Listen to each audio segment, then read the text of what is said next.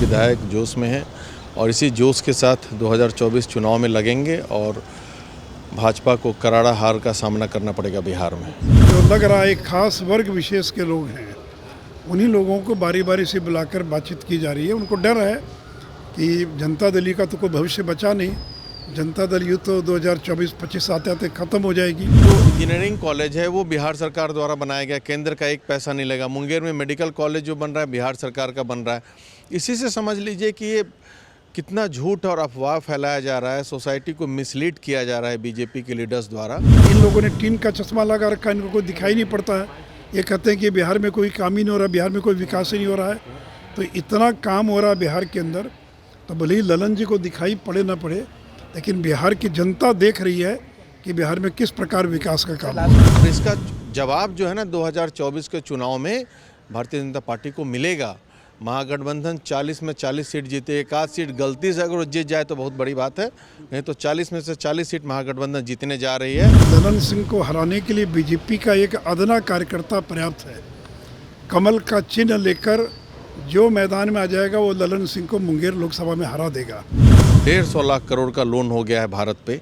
घोटाले में तो वो लोग जी रहे हैं, अडानी अंबानी को हमारे पैसा को लेके उनको दिया जाता है, फिर उसके बाद शेयर मार्केट डाउन होता है तो उसको कैपिंग कर दिया जाता है कि इससे ज़्यादा डाउन नहीं हो। नमस्कार, आप देख रहे हैं आरडी न्यूज़। मैं हूं योगेश चक्रवर्ती। बिहार के मुख्यमंत्री नीतीश कुमार आज अपने पार्टी के विधायकों यानी कि जेडीयू के विधायकों से मुलाकात की। इस दौरान उन्होंने उनसे 2024 के लोकसभा चुनाव के मद्देनज़र बातचीत की।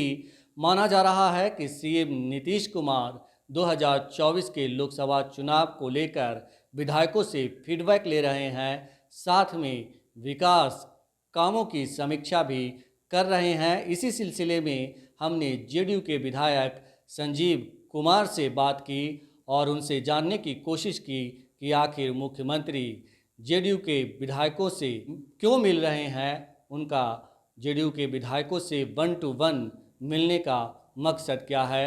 सुनिए जेडीयू विधायकों की जुबानी कि आखिर सीएम उनसे 1 to 1 क्यों मिल रहे हैं। मुख्यमंत्री जेडीयू के तमाम विधायकों को बुलाकर मिल रहे हैं, तो आप भी सीएम से मिलकर आए हैं, तो क्या कुछ है इसका मतलब, क्या समझा जाए? देखिए, ये तो एक नॉर्मल प्रक्रिया है। माननीय मुख्यमंत्री हमारे नेता है, सर्वमान्य नेता हैं, तो अपने विधायकों से तो मिलते ही रहता है, आए दिन मिलते हैं। और ये बहुत अच्छी पहल है कि मुख्यमंत्री सबसे मिल कर के क्षेत्र की समस्या हो या और कोई सजेशन हो विकास से रिलेटेड, वो सबसे पूछे और संगठन को कैसे मजबूत और किया जाए। और ये बहुत अच्छी पहल है और हम लोग सब स्वागत किए हैं, सारे विधायक खुश हैं इससे। और बेसिकली अच्छा है ये कि भाई कि सब लोग माननीय मुख्यमंत्री को हम लोग शुभकामनाएं भी दिए कि भाई आपने सर ने पूरे भारत के विपक्ष को एक साथ किया, एक मंच पे लाया, ये बहुत बड़ी उपलब्धि है। तो एक नई शुरुआत के लिए उनको हम लोगों ने सब शुभकामनाएं दी मिलकर, और हम लोग सब लोग तैयार हैं मिलकर लड़ने का। और 40 में 40 सीट महागठबंधन जीते, इस पे स्ट्रैटेजी बन रहा है बिहार में। जी। तो बेसिकली 2024 के लोकसभा चुनाव को लेकर ही बातें हुई, हर तरह की बातें हुई, विकास से रिलेटेड हुई बातें, क्षेत्र के विकास से रिलेटेड हुई बातें। सब लोगों ने अपनी अपनी बात रखी, जिसको जो रिक्वायरमेंट था क्षेत्र में, जनता का जो काम पेंडिंग है, चाहे इस तरह का जो कार्य है, तो बहुत अच्छी पहल है ये। और हम लोग बहुत खुश हैं, बहुत उत्साहित हैं, सभी विधायक जोश में हैं और इसी जोश के साथ 2024 चुनाव में लगेंगे और भाजपा को करारा हार का सामना करना पड़ेगा बिहार में। आपने अगवानपुर जो पुल गिरा था उसका मुद्दा बहुत ज़ोर शोर से उठाया था और कहा था कि जब भी सीएम से मेरी मुलाकात होगी उनके सामने मैं ये मामला रखूँ। वो तो बात पहले भी हो चुकी थी। अच्छा। तो ऑलरेडी बात हो चुकी थी इस पे। उस पर तो जांच का बैठा ही दिया गया है, 2-3 पदाधिकारी पे कार्रवाई भी हुई है, ट्रांसफ़र पोस्टिंग हटाया भी गया है। तो ओवरऑल अब वो कोई इशू नहीं है। अब वो बनेगा नए सिरे से, जैसा रिपोर्ट फाइनली आ जाता है क्यों गिरा है, स्ट्रक्चर में फॉल्ट का आया है कि समस्या है, तो उसके बाद नए सिरे से बनेगा। थोड़ा डिले ज़रूर हुआ है लेकिन अब दुरुस्त बनेगा, हमें विश्वास है। जी। एक रूठे विधायकों को मनाने के लिए नीतीश कुमार मीटिंग में बुलाए? नहीं, ये सब बकवास वाली बात है। ये जो भी वो आपको खबर दे रहा है एकदम गलत है। कोई विधायक हमारे दल में ना रूठा नहीं है, सब खुश हैं। सब लोग लॉयल हैं अपने सीएम के प्रति, नीतीश कुमार के प्रति। हमारे सर्वमान्य नेता एक ही हैं, जनता दल यू में वो हैं, और सब उनको मतलब दिल से उनको सब चाहता है, और भावनात्मक लगाव है हमारा मुख्यमंत्री से, इसमें कोई नहीं रूठा हुआ है। ये कन्फ्यूजन क्रिएट करना चाह रही है भाजपा, उससे आप लोग दूर रहें। सर, देश के गृह मंत्री अमित शाह की हुंकार रैली हुई अभी कल ही, तो उस रैली में उन्होंने जल नल से लेकर के इंजीनियरिंग अब खुद समझिए कि भाई कितना बड़ा गलत बयान दिए हैं हमारे माननीय गृह मंत्री जी, कि जन नल का योजना 2015 के बाद, चुनाव के बाद माननीय मुख्यमंत्री ने 7 निश्चय का जो संकल्प लिया था उसका एक पार्ट है, उससे शुरू हुआ था और उसी को फॉलो पूरे देश में किया गया। 19 में केंद्र सरकार ने किया, वो तो हमारा पूरा योजना बिहार सरकार का है, मुख्यमंत्री का है। दूसरी बात, जो इंजीनियरिंग कॉलेज है वो बिहार सरकार द्वारा बनाया गया, केंद्र का एक पैसा नहीं लगा। मुंगेर में मेडिकल कॉलेज जो बन रहा है बिहार सरकार का बन रहा है। इसी से समझ लीजिए कि ये कितना झूठ और अफवाह फैलाया जा रहा है, सोसाइटी को मिसलीड किया जा रहा है बीजेपी के लीडर्स द्वारा। इसमें तो गलत है, इस जनता खुद देख रही है। ये आप कुछ कहेंगे कि सड़क हमने बनवाया, सब कुछ मुख्यमंत्री ने किया है, बिजली लाया, स्कूल की व्यवस्था सुधारी गई, कानून व्यवस्था सुधरा, तो ये सब अगर वो अपने पे लेंगे तो ये गलत बात है। ये इसमें जनता सब देख रही है, पब्लिक सब जानती है, उनको बताने की ज़रूरत नहीं है। और इसका जवाब जो है ना 2024 के चुनाव में भारतीय जनता पार्टी को मिलेगा। महागठबंधन 40 में 40 सीट जीते, एक आध सीट गलती से अगर जीत जाए तो बहुत बड़ी बात है, नहीं तो 40 में से 40 सीट महागठबंधन जीतने जा रही है। और हर तरह से उन लोग परेशान हैं, आप ये देख सकते हैं। इसी के लिए अभी से ही रैली रैला शुरू कर दिए हैं उनके नेता। 9 साल हो गए हैं सर मोदी जी के, और इन 9 सालों में अभी जब आप लोगों ने विपक्षी दलों को एक करने की कोशिश की, तो ये कह रहे हैं कि तमाम विपक्षी दलों ने मिलकर देश का कम से कम 20 लाख करोड़ रुपया का घोटाला किया है। हम उनको सबक सिखाएंगे, कैसे देखते हैं? ये सब गलत बात है। घोटाला कौन किया है, नहीं किया है, अब आप खुद ही देखें। हम लोगों का टैक्स का जो मनी होता है लिया जाता है, पहले 50 लाख करोड़ का शायद हमारा लोन था, अब 150 लाख करोड़ का लोन हो गया है भारत पे। घोटाले में तो वो लोग जी रहे हैं, अडानी अंबानी को हमारे पैसा को लेके उनको दिया जाता है, फिर उसके बाद शेयर मार्केट डाउन होता है तो उसको कैपिंग कर दिया जाता है कि इससे ज़्यादा डाउन नहीं हो।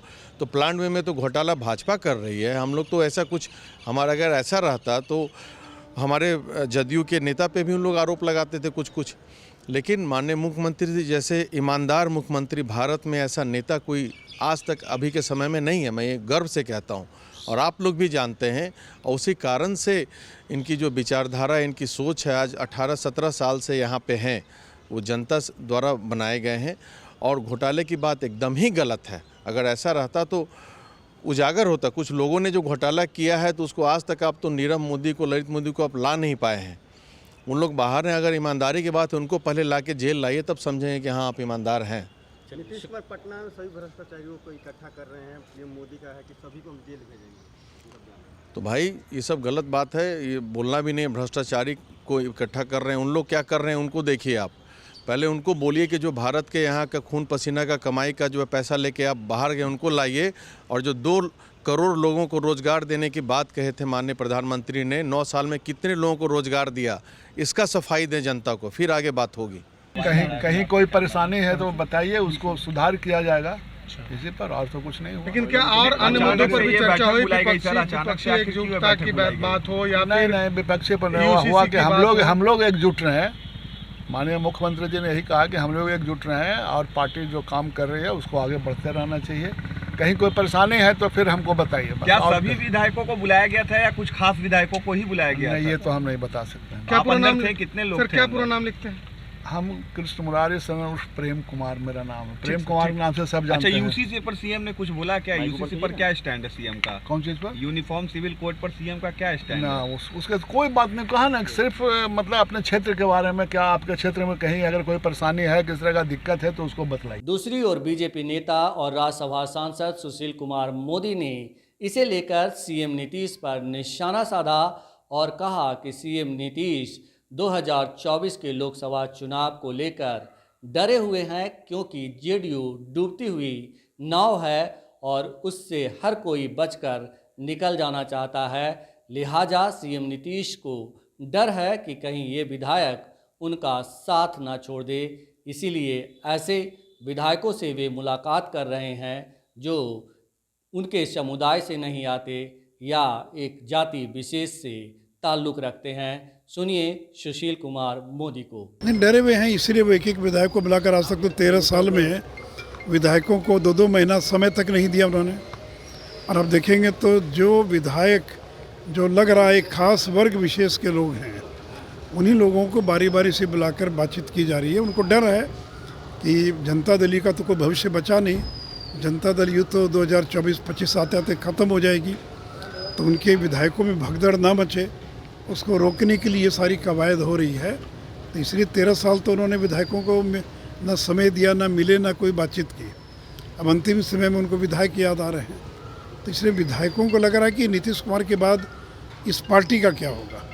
इस पार्टी का कोई भविष्य दिखाई नहीं पड़ता है। लालू यादव की पार्टी को तो तेजस्वी यादव चलाएंगे या तेज प्रताप चलाएंगे, कांग्रेस को राहुल गांधी चलाएंगे, लेकिन जनता दल को कौन चलाएगा।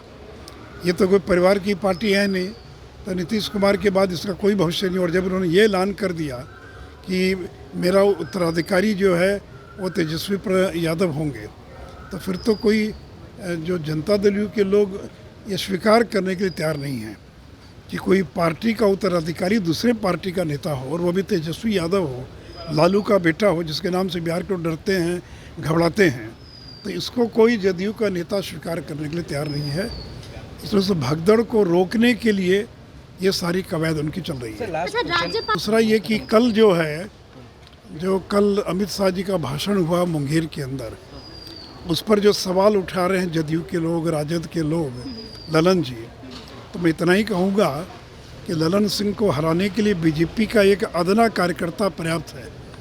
कमल का चिन्ह लेकर जो मैदान में आ जाएगा वो ललन सिंह को मुंगेर लोकसभा में हरा देगा। और जहाँ तक मुंगेर और बिहार को मदद की बात है, तो 1 लाख करोड़ रुपए से ज़्यादा कि केवल सड़कों के क्षेत्र में बिहार में काम हो रहा है। ललन जी केवल बताएं कि ये बख्तियारपुर, मोकामा, सिमरिया, खगड़िया जो 4 लेन बन रहा है, जिसका एक बड़ा हिस्सा उनके क्षेत्र में है, क्या वो केंद्र के कारण नहीं बन रहा है। बिहार में 8 नए मेडिकल कॉलेज स्थापित हो रहे हैं, क्या ये केंद्र की मदद से स्थापित नहीं हो रहे हैं। अब बगल में मोकामा के अंदर जो राजेंद्र सेतु है, उसके समानांतर एक नए पुल का 3000 करोड़ की लागत से निर्माण हो रहा है। तो ये जो पुल बन रहा है यह केंद्र की सौगात नहीं है। इसलिए केंद्र की सरकार ने बिहार के विकास के लिए, फिर वो चाहे बरौनी का खाद कारखाना हो, 8000 करोड़ की लागत से खाद का कारखाना बनकर तैयार हो गया।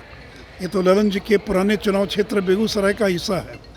तो इन लोगों ने टीन का चश्मा लगा रखा, इनको कोई दिखाई नहीं पड़ता है। ये कहते हैं कि बिहार में कोई काम ही नहीं हो रहा, बिहार में कोई विकास ही नहीं हो रहा है।